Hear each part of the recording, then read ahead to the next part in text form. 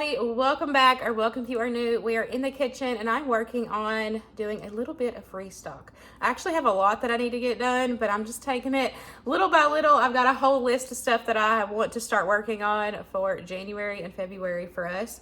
So if you're new here, I started my more from scratch journey last year in 2023. That sounds crazy. That year just went by so quick. But I want to continue that into this year, and I want to expand. I want to make a lot more things homemade, a lot more swaps and everything. So we're working on a couple things today. I've had a couple people recently ask how, or is it really cheaper to, cook and prep and all the things more from scratch? Now, I feel like you can get different opinions on that.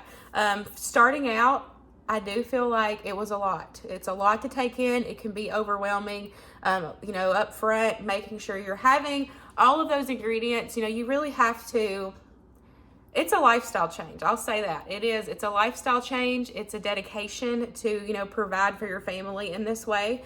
And so 2023, I really got drug into that and really started that process.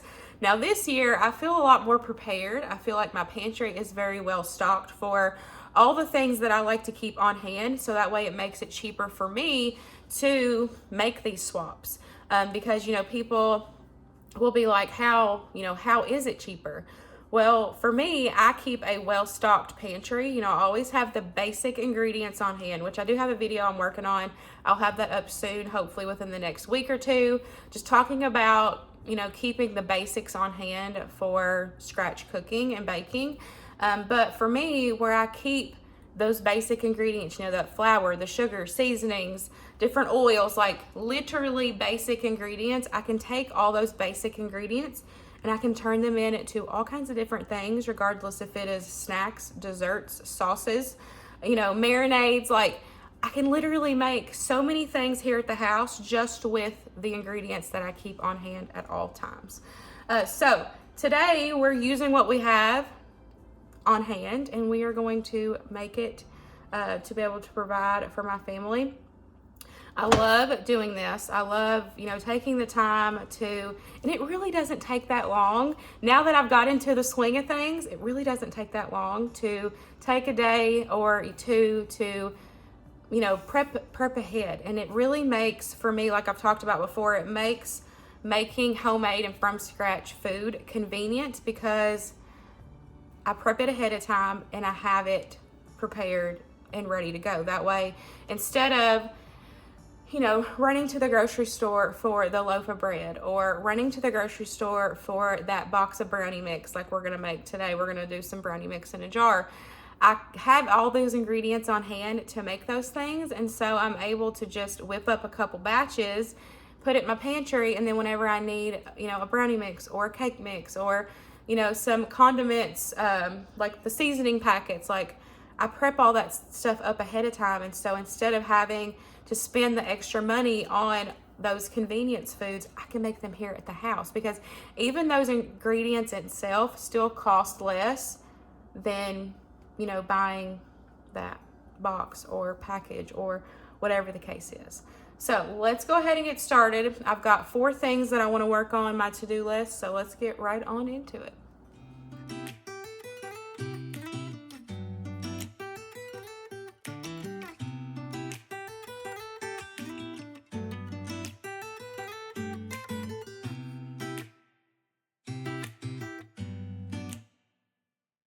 So my powdered sugar container is completely empty. Now I've been going through what I had stockpiled in the basement, but I'm officially out of powdered sugar. So instead of buying it now and restocking it like I have been, I'm gonna start making it myself. So I've just got some regular granulated sugar here, and I'm gonna add some of it into my blender. And we are going to make our own powdered sugar.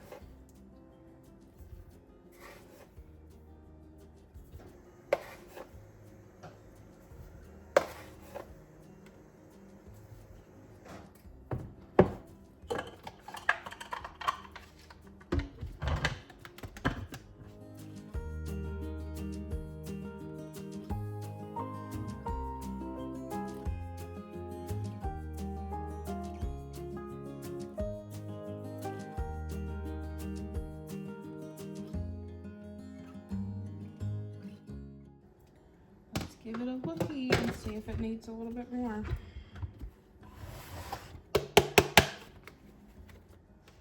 Look at that. Isn't that cool? We just made our own powdered sugar, y'all. I did this a couple days ago to like test it out and make sure I liked it.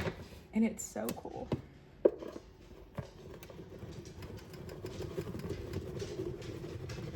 So I'm just gonna keep doing this until I fill this container up. And then that way I have it on hand when I need it.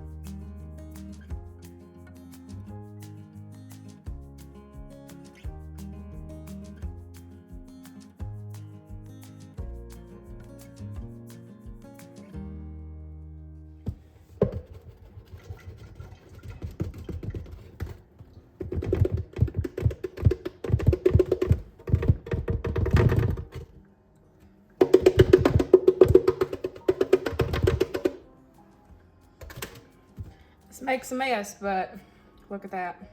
Woo. Powdered sugar. Look how easy that was, y'all. Okay, I'm gonna get this put in my pantry.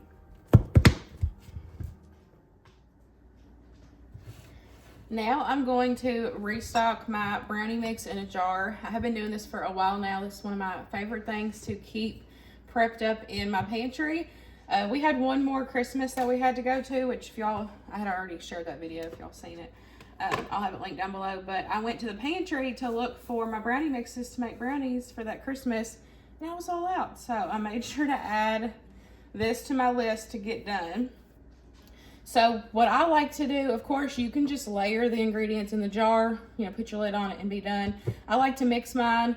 You don't have to do that. So I'm gonna take all the dry ingredients, mix it per jar in here, and then I'll fill my jars. The recipe that I'm using, I'll make sure to have linked down below for you guys, but it is one of my favorites. It's so good. And you can add chocolate chips, you could add, you know, cookies. I've turned this recipe into brookies before. You can do s'more brownies, you know, double chocolate chip. You can change this recipe out. It makes many different kinds of brownies.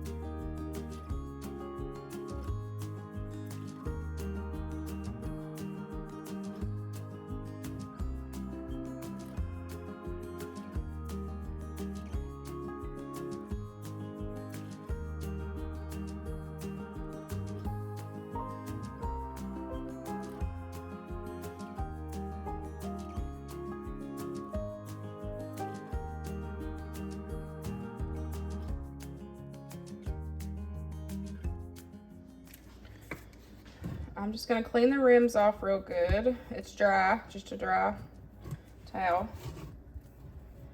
And then I'm gonna vacuum seal these. I like to vacuum seal my dry stuff like this and keep it in the pantry. You don't have to do that. You can just put a lid and a ring on, but I like to vacuum seal just to help, you know, make it last a little bit longer. So I'm just gonna put a cupcake liner in each jar. This is just gonna help the debris from getting up into whatever vacuum sealer you're using. I've had this one for a long time. It's linked in my Amazon storefront. This just helps keep the dust from getting into your vacuum sealer.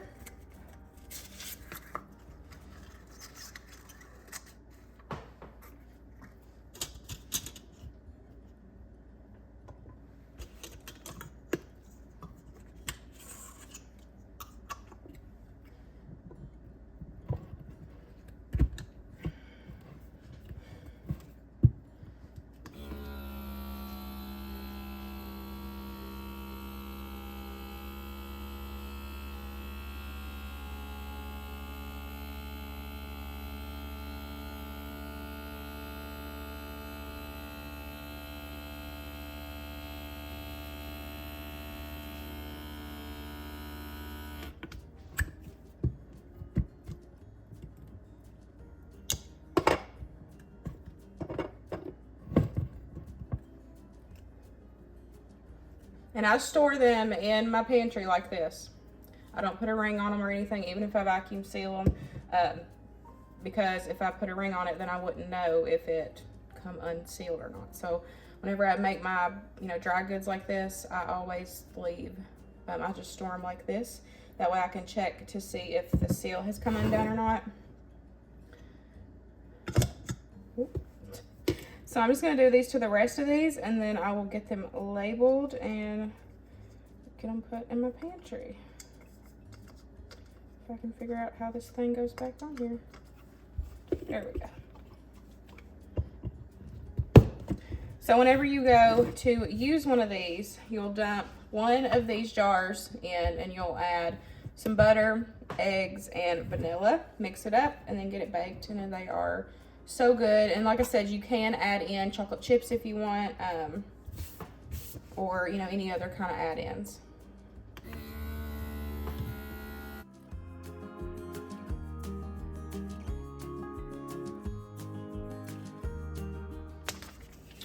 And just like that, you got brownie mixes ready for your pantry.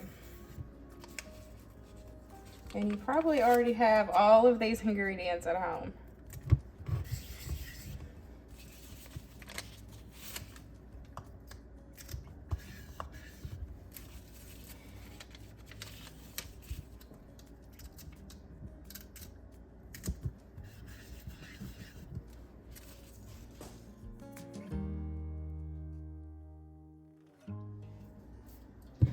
One of the things I love to keep on hand is country gravy mix. We all love those packages, but I am working on swapping that out because I am officially out of the country gravy packets. So as I run out of stuff, I'm working on, restocking it, but switching it for homemade.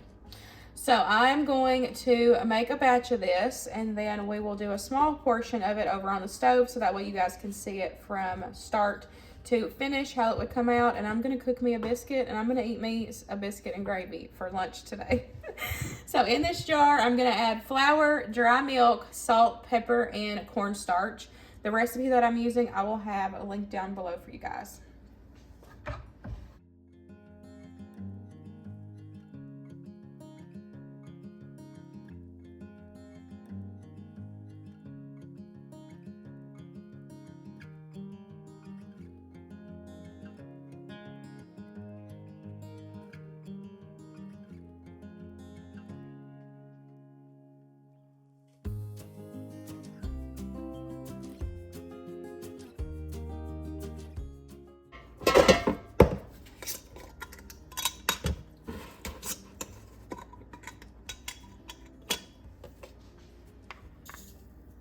Now, of course, I would salt and pepper to taste. So I'm going to start out with an 1/8 of a cup, and we'll see.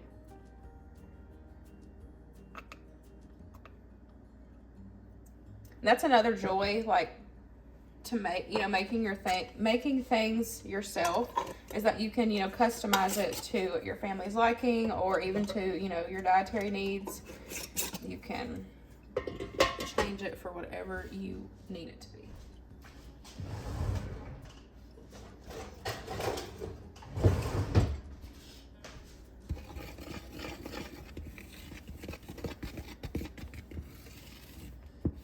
looks like it. It smells like it too. Like those little packets. I love keeping those little packets on hand because, you know, it's just super convenient making a quick gravy. So happy to make one myself. Now I did end up doing just a half a batch because we're just a family of 3 and we don't need that much gravy. But look, it looks like it and it smells like it.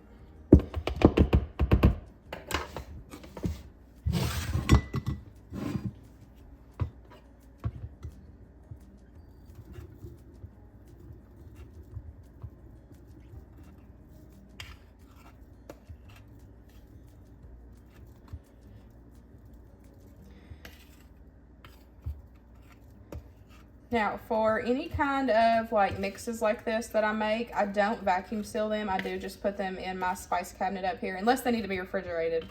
I, you know, just keep them with a lid and a ring on and label it.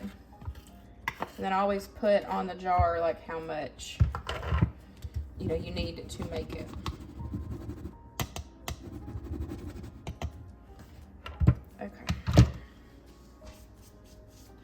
Because since I use these, you know, so quick, I don't worry about vacuum sealing it. Get a lid and ring on. And then I just put what it is and then how many tablespoons you need to make a single batch. Now let's test this one out. Now to make the gravy, I'm gonna add a couple, well, tablespoon or so of bacon grease. You can add butter if you want. I'm just gonna let that melt down and then we'll add in the pepper gravy mix and mix that together. We'll cook out the flour a minute and then we'll add in the milk. Now there is dry milk in that mixture, so you don't necessarily need to use milk, but of course it'll be creamier if you use milk, but you can use water. So that's just up to you, or maybe what you have on hand at the time when you need it.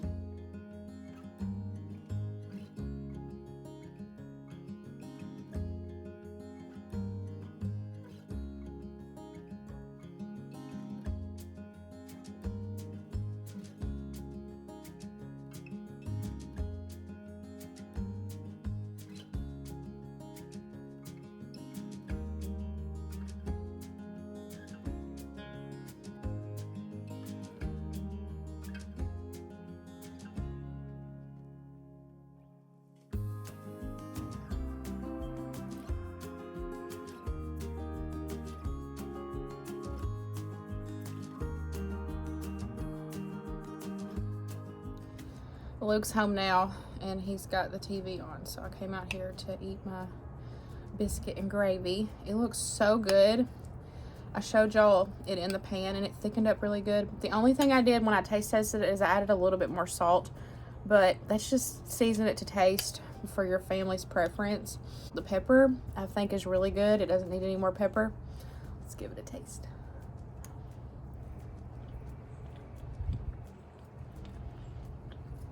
That is really good. It was so easy too. It did take a little bit while to thicken up, but it did. It thickened up really good. It's really similar to those packages, so I think this is a win. Winston, that will be the true test. Winston, because he loves biscuits and gravy and he has a lot of food sensitivity, and so those packets is one of his favorites. So if I can get him to really like this, then that will be a mom win. Now we're going to work on dehydrating some onions. Now I prefer dehydrated onions.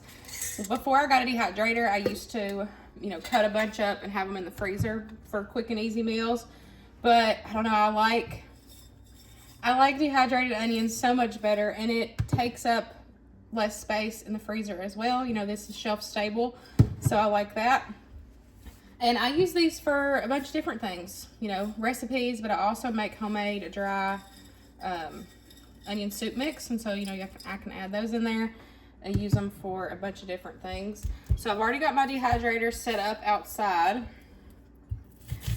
So what I'm going to do is I'm just going to take and cut these into pretty thin slices.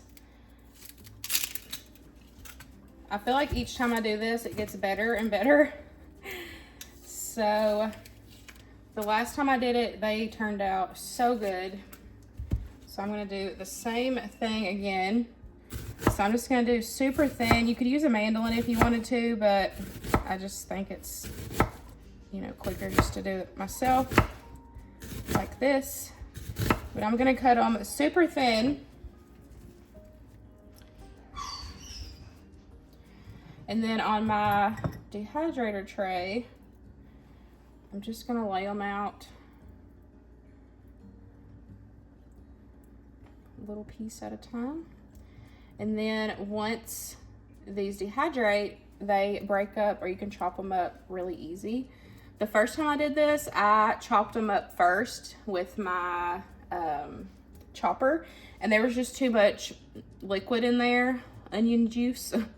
There was just too much, and they didn't do good. They kept clumping together. So the past two or three times I've done it this way, and they have turned out so good. It does take a little bit of extra time, but sometimes it's worth it to get things how you like it. So I'm just going to continue doing this until I get all of my trays full, and then we'll take them outside. You want to make sure to do onions outside because the fumes, it will gas you out of the house. Onions are so strong and potent. I got the hiccups, sorry. They're strong and potent, so they'll just run you right out of your house. So I'm going to do these outside. I like to do, which actually I like running my dehydrator outside. It don't bother me. But for sure, onions and mushrooms, both of those two need to be done outside. So I'm just going to continue this till I get all of my 6 trays filled, and then we'll put them in the dehydrator.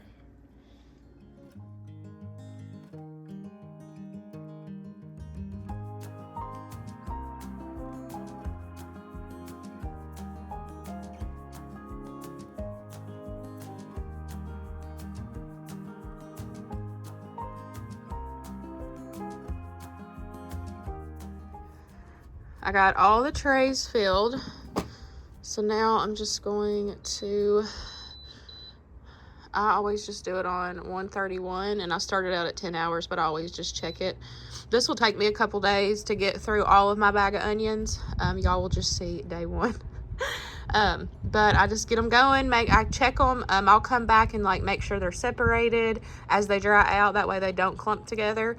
And I just keep them in there until they're fully dry. And I don't know, I like having these on my shelf instead of having them in the freezer. That's just my preference. The onions are done. It's actually the next day. I just let them go all night. And they are crunchy. So I'm just gonna break them up a little bit.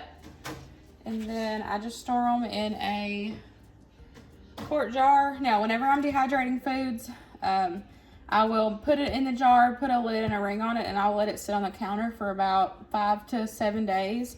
And every day I will turn it to make sure and check to make sure that there's no moisture or anything.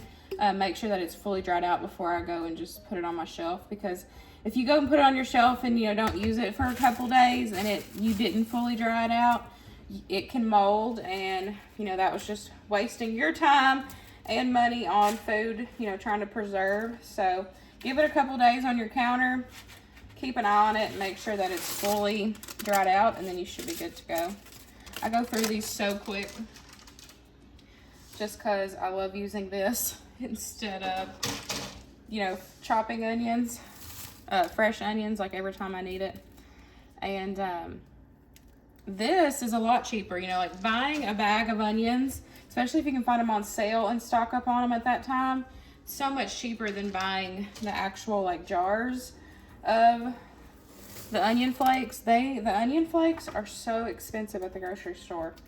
So this is such a way better deal. and it's one of my favorite things to have in my pantry.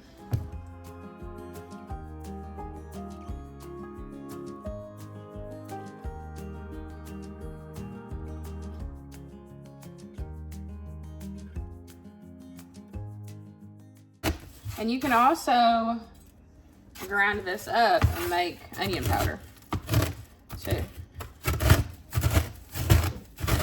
But I just chop it up and I'm just gonna get it in my jar.